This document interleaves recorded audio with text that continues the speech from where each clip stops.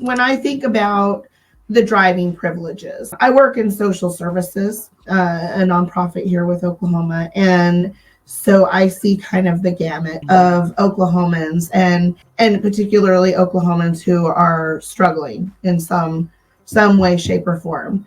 And then we also see some of the undocumented community. The biggest thing is that most of these clients, when I think of the undocumented, and I'm not just referring to Mexico specifically, I'm just talking undocumented, is that they don't know how to read and communicate in their own true language to start off with.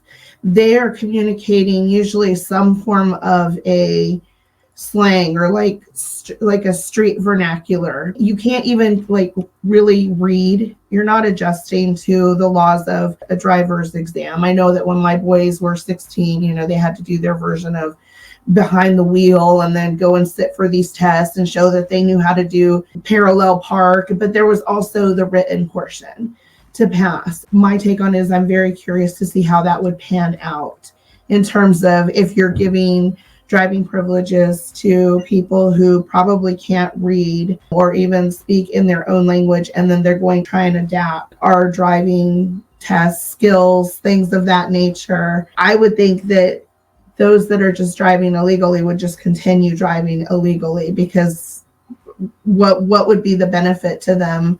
They would have to go through that first set of hoops with immigration.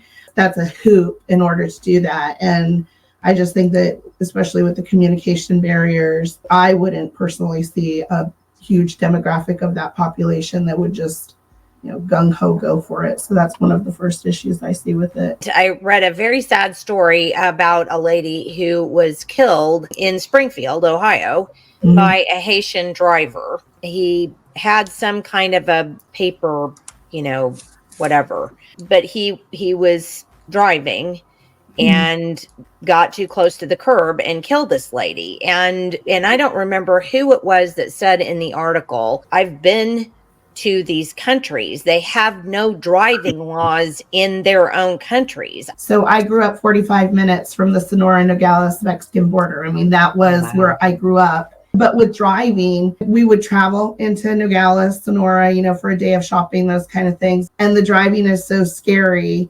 And you think, oh gosh, when we're over here, that's not how it is. But the fact is that everybody who was driving that same way was spending their day, if not longer, on the streets of Arizona. And nobody had a driver's license, let alone insurance. And so there was a lot of hit and runs. How is it public safety to give somebody who doesn't understand the laws of this country something that's going to allow them to do something that all of us have had to follow laws to do? Right.